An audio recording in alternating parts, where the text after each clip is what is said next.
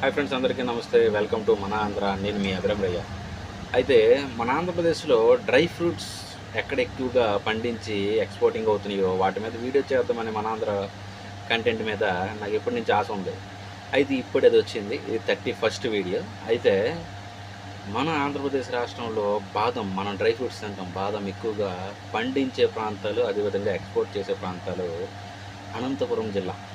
అనంతపురం జిల్లాలో తాడిపత్రి, హిందూపురం, ధర్మవరం అనే ప్రాంతాలు వివిధ ప్రాంతాల ద్వారా పండించడం జరుగుతుంది. ఎందుకంటే అక్కడ పొడి వాతావరణం ఉండడం వల్ల ఎక్కువగా పండించడానికి అవకాశం ఉంది.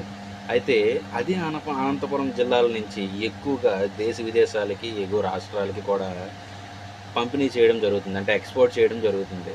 ఇలాంటి ఇంట్రెస్టింగ్ అప్డేట్స్ కోసం మన ఛానల్ని సబ్స్క్రైబ్ చేయండి. వీలైనంత వరకు మీకు తెలిసిన వాళ్ళకి షేర్ చేసి, మీకు ఈ వీడియో నచ్చినట్లయితే లైక్ చేయండి. Thank you for watching.